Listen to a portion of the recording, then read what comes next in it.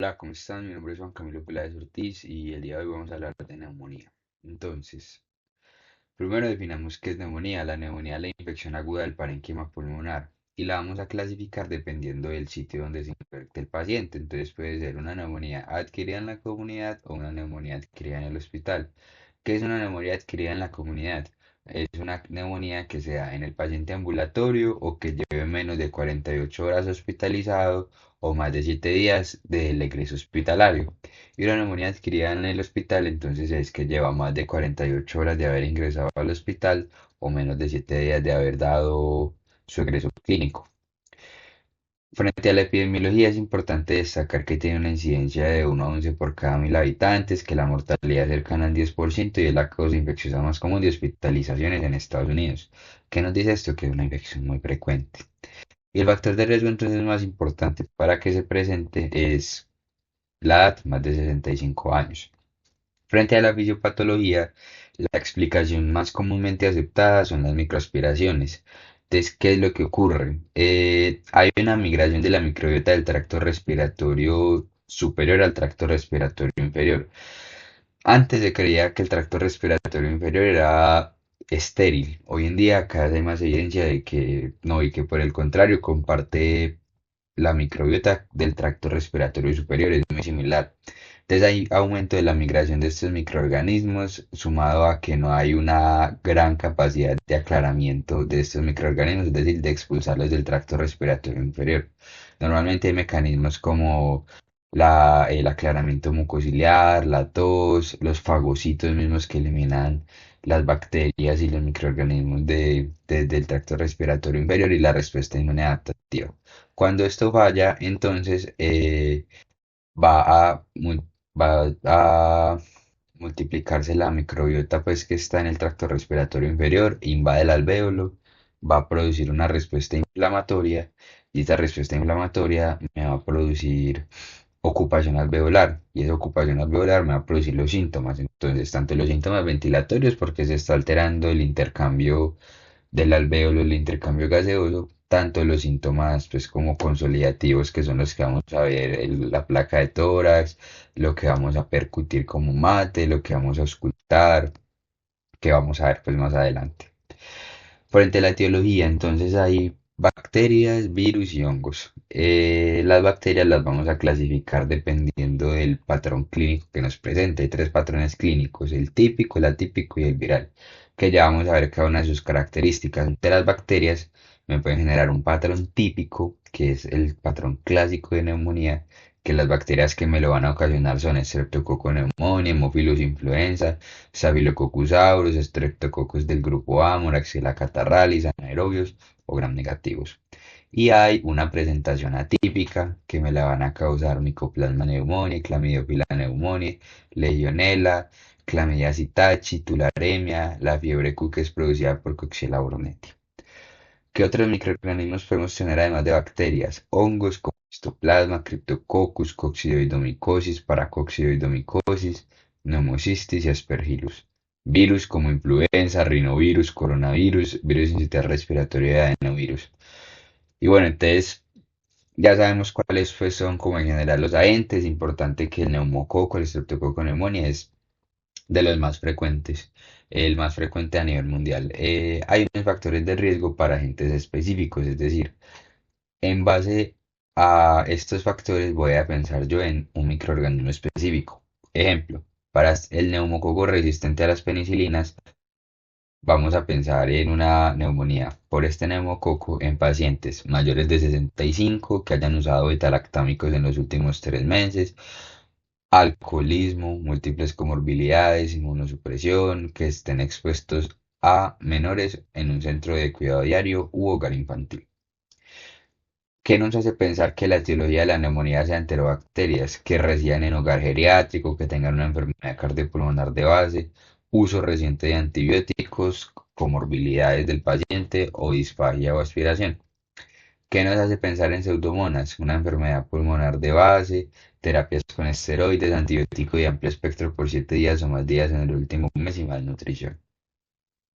En Aurus, que nos hace pensar en Staphylococcus aureus, una enfermedad renal crónica en hemodiálisis, abuso de drogas intravenosas, infección previa por influenza, uso de antibiótico previo, especialmente las fluoroquinolonas, y una neumonía necrosante o infección de piel grave concomitante, pues porque sabemos que en la piel uno de los microorganismos comensales es el Aurus.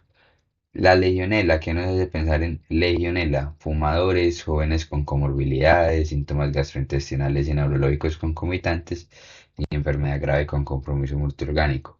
Anaerobios, disfagia o aspiración por la migración pues, de los microorganismos que están normalmente en el tracto gastrointestinal y que nos hace pensar en Staphylococcus aureus metilino resistente y pseudomonas.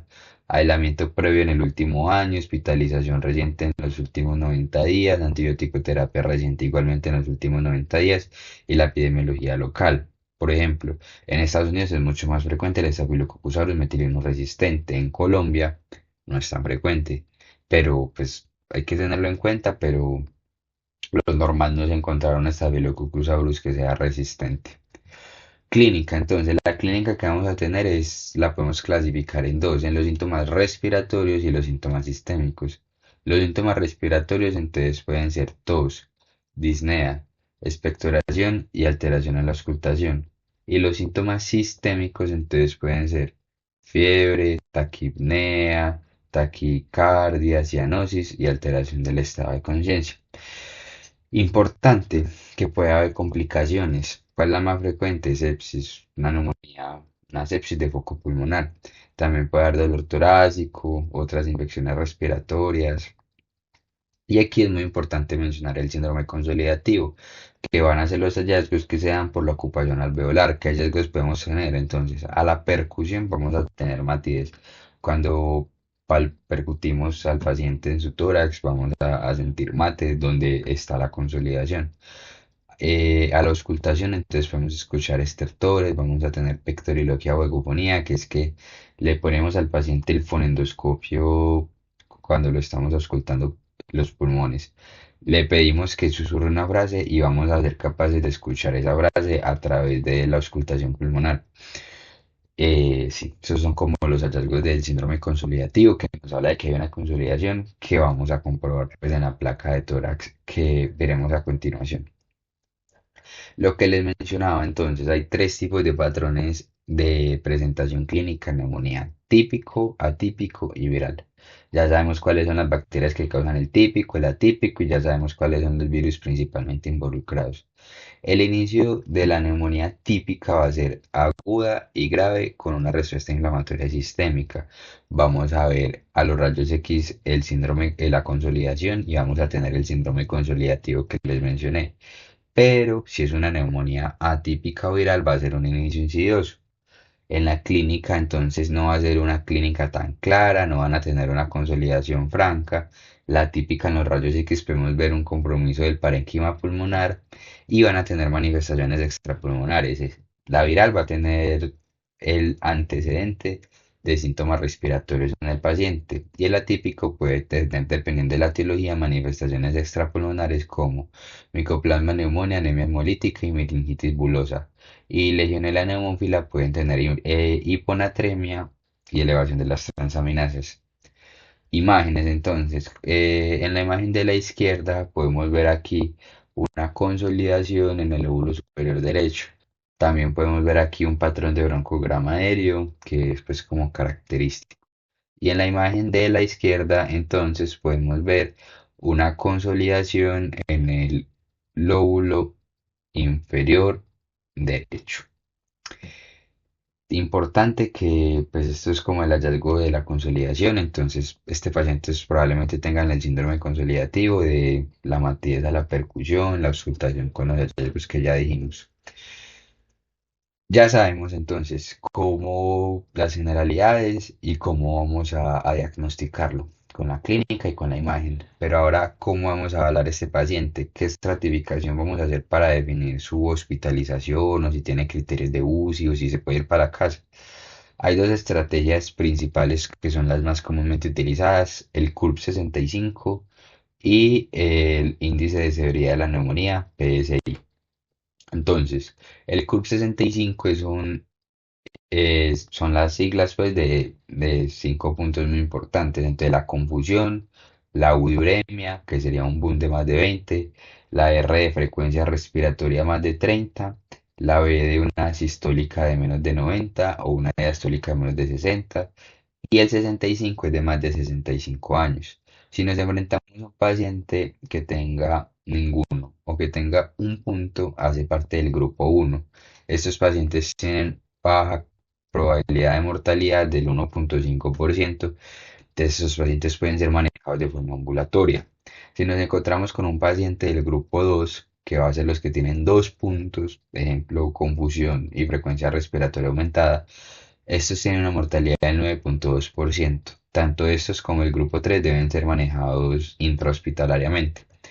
Y el grupo 3, que son los que tienen de 3 a 5 puntos, tienen una mortalidad de más del 20%. El PSI, entonces el índice de severidad de la neumonía, es un score que podemos hallar pues como en las principales calculadoras que utilicemos, Medcal, pues en todo este tipo de aplicaciones y nos sirve de utilidad para clasificar el paciente en 6 grupos, que nos va a hablar de los grados de mortalidad. El grupo uno tiene una mortalidad del 0,1%, el grupo 2 del 0,6%, el grupo 3 del 0,9%, así sucesivamente hasta el grupo 5 que tiene una mortalidad del 27%. Es un score que requiere los hallazgos de los gases arteriales, de los rayos X, hallazgos del examen físico, si es hombre, mujer, tiene como muchas variables que las vamos a poner pues cada una en la calculadora y nos va a arrojar en qué grupo está el paciente. Entonces, ¿a quién le vamos a hacer manejo ambulatorio? El manejo ambulatorio va a ser para los pacientes del CURP 65 del grupo uno, o sea que tienen cero o un criterio del CURP 65. ¿A quién le vamos a hacer manejo hospitalario? Entonces, los criterios de hospitalización son que tengan comorbilidades, hospitalizaciones en el último año, compromiso clínico importante, compromiso paraclínico importante, que tengan complicaciones como una neumonía multilobar, neumonía necrotizante, que tengan derrame pleural, que estos tienen mucho más riesgo de hacer empiema, factores sociales, pacientes que no tengan pues como la disponibilidad de alguien que los cuide, no tengan acceso a reclamar su manejo antibiótico, etcétera, etcétera. Estos pacientes también deberían ser hospitalizados y un CURP 65 mayor a 1 o un índice de severidad de la neumonía mayor a 3. Estos pacientes son los que vamos a hospitalizar. ¿A quién deberíamos remitir a un hospital o a quién deberíamos enviar a la unidad de cuidados intensivos de nuestro hospital si tenemos disponibilidad? A los pacientes que cumplan con un criterio mayor o 3 menores de estos criterios que se plantearon en el 2007 por la ITSA y la Asociación Americana de Tórax. Entonces, hay criterios mayores que son shock séptico que necesite vasopresores, falla respiratoria que requiera ventilación mecánica. Si tiene uno de los dos, o los dos, pues en, en algún contexto ya tiene criterio de UCI. O que tenga 3 de los criterios menores, como que tenga una taquipnea de más de 30 respiraciones por minuto, un índice del PAFI menor a 250, infiltrados multilobares, desorientación o confusión, que tenga uremia de más de 20, leucopenia de menos de 4.000 glóbulos blancos, trombocitopenia con unas plaquetas de menos de 100.000, hipotermia o hipotensión. Cualquier 3 de estos es criterio de UCI o uno de los mayores. ¿Qué paraclínico le vamos a solicitar a los pacientes? Entonces, en el grupo uno, que es pues pasa lo del club 65, el grupo uno no requiere paraclínicos. El grupo 2, entonces requiere hemograma, boom, creatinina, glicemia y podemos considerar, de acuerdo a los hallazgos que tengamos, gases o cultivos. Y el grupo 3, entonces, es un paciente que tiene sepsis y le vamos a pedir los paraclínicos del SOFA para definir si verdaderamente tiene sepsis. Es un paciente con una neumonía grave. La procalcitonina no tiene ni lugar en la neumonía en ningún escenario y ya vamos a mirar los estudios pues como para aproximarnos a la etiología, pero es importante que el cultivo y el gran disputo no son de rutina. Entonces, ¿qué estudios tenemos para definir la etiología de la neumonía?